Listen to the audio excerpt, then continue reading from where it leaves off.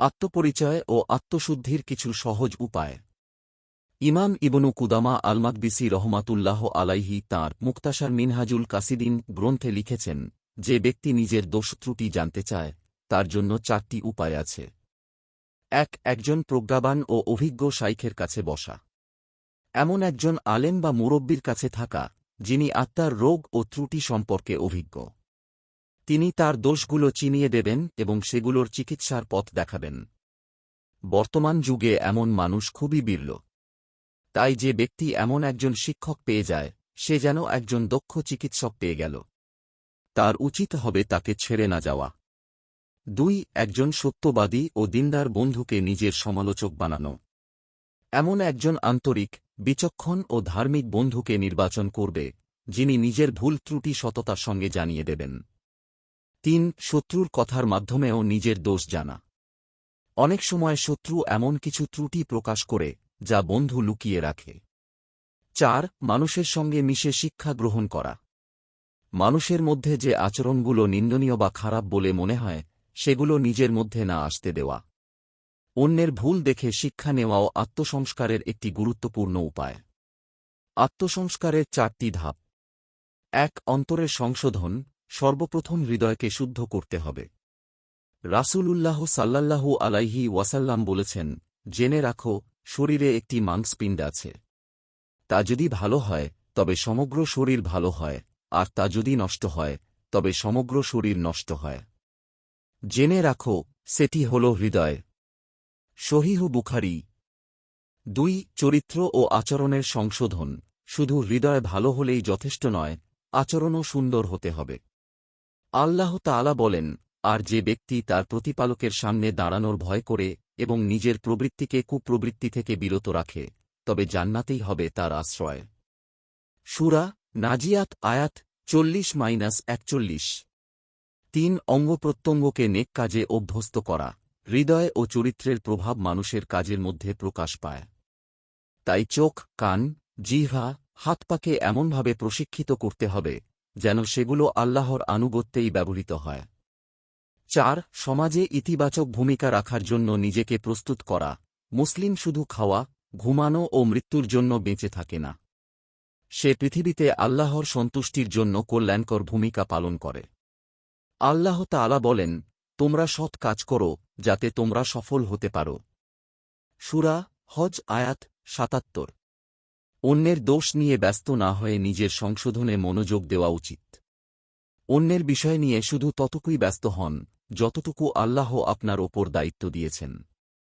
Doctor Mustafa আশশিবাই রহমাতুল্লাহ আলাইহি তাঁর এভাবেই জীবন আমাকে শিক্ষা দিয়েছে গ্রন্থে লিখেছেন, যখন তোমার নফস কোনো গুনাহের দিকে ঝুঁকে পড়ে, তখন তাকে প্রথমে আল্লাহর কথা স্মরণ করাও। যদি সে ফিরে আসে, তবে আল্লাহর প্রশংসা করো। যদি না ফিরে আসে, তবে তাকে সম্মানিত মানুষের চরিত্রের কথা স্মরণ করাও। যদি তাতেও না ফিরে আসে, তবে মানুষের সামনে লাঞ্ছিত হওয়ার কথা স্মরণ করাও। যদি তাতেও না ফিরে আসে, তবে জেনে রাখো, সে নফস এমন পর্যায়ে পৌঁছেছে যে তা পশুসুলভ প্রবৃত্তির অনুসারী হয়ে গেছে। এ কথার উদ্দেশ্য মানুষকে অপমান করা নয়, বরং বোঝানো যে যখন মানুষ বিবেক, ঈমান, উত্তম চরিত্র এবং সামাজিক লজ্জাবোধ, সব ধরনের নৈতিক নিয়ন্ত্রণ হারিয়ে ফেলে, তখন সে শুধু প্রবৃত্তির অনুসরণে চলতে শুরু করে। ইসলাম মানুষকে এ অবস্থা থেকে বাঁচিয়ে আত্মসংযম, তাকওয়া ও নৈতিক উন্নতির দিকে আহ্বান জানায়। স্মরণ রাখুন, আল্লাহ তাআলা বলেছেন, নিশ্চয়ই নফস, মানুষের প্রবৃত্তি, মন্দ কাজেরই নির্দেশ দেয়। সূরা ইউসুফ আয়াত 53। যদি আপনার নফস আল্লাহর আনুগত্য থেকে বিরত রাখতে চায়, তবে তাকে পাপ থেকে বিরত রাখার চেষ্টা করুন। নিজের নফসের চেয়ে নিয়ন্ত্রণ করার মতো আর কিছু নেই। জিহ্বা ও দৃষ্টির চেয়ে সংযমে রাখার মতো আর কোনো অঙ্গ নেই। এগুলোকে কঠোরভাবে নিয়ন্ত্রণ করতে হবে, যাতে তারা আল্লাহর অসন্তুষ্টির পথে না যায়। স্মরণ রাখুন, আপনি কি আল্লাহর অবাধ্য হয়ে তাঁর রহমতের আশা করতে পারেন? আল্লাহর নাফরমানি করে তাঁর জান্নাতের আশা করা উচিত নয়।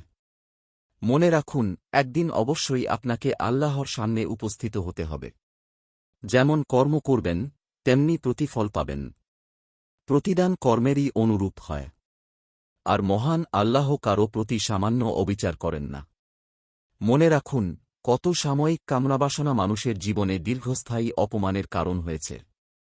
কত গুনাহ এমন হয়েছে, যার কারণে একজন মানুষ বছরের পর বছর তাহাজ্জুদের সৌভাগ্য থেকে বঞ্চিত হয়েছে। কত নিষিদ্ধ দৃষ্টি এমন হয়েছে, যা মানুষের অন্তর্দৃষ্টির বাসিরাহ নূর কেড়ে নিয়েছে। গুনাহের সবচেয়ে বড় শাস্তি, গুনাহের সবচেয়ে ভয়াবহ শাস্তি হল ইবাদতের মাধুর্য থেকে বঞ্চিত হওয়া। অনেক সময় মানুষ তা অনুভবই করে না। এর কারণ হতে পারে অন্তর্দৃষ্টির দুর্বলতা, ঈমানের দুর্বলতা অথবা হৃদয়ের কঠোরতা। ইমাম ইবনুল জাওজি রহমাতুল্লাহ আলাইহি একটি হৃদয়স্পর্শী ঘটনা উল্লেখ করেছেন।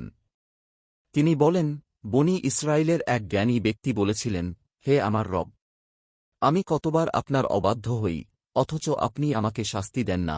তখন তাকে বলা হল, আমি তো তোমাকে বহুবার শাস্তি দিয়েছি, কিন্তু তুমি তা বুঝতে পারনি। আমি কি তোমাকে আমার সঙ্গে একান্ত কথোপকথনের, মোনাজাতের মাধুর্য থেকে বঞ্চিত করিনি? সাইদুল খাতির, পৃষ্ঠা বিয়োগ ৬৫। পরিশেষে আত্মশুদ্ধি একদিনের কাজ নয়, এটি সারা জীবনের সাধনা। যে ব্যক্তি নিজের দোষ চিনতে শেখে, আন্তরিকভাবে তাওবা করে, হৃদয় ও চরিত্রকে সুন্দর করে এবং সমাজে কল্যাণের জন্য কাজ করে, সেই প্রকৃত অর্থে আত্মসংস্কারের পথে অগ্রসর হয়। ইসলামের শিক্ষা হল অন্যের ত্রুটি অনুসন্ধানের আগে নিজের হৃদয়, চরিত্র ও কর্ম সংশোধন করার সর্বোচ্চ চেষ্টা করা। আপনার একটি শেয়ার হয়তো কারও জীবন বদলে দিতে পারে। সাদকায়ে জারিয়া সওয়াব পেতে ভিডিওটি শেয়ার করুন। সোর্স: ইসলামী জীবন, কালের কণ্ঠ।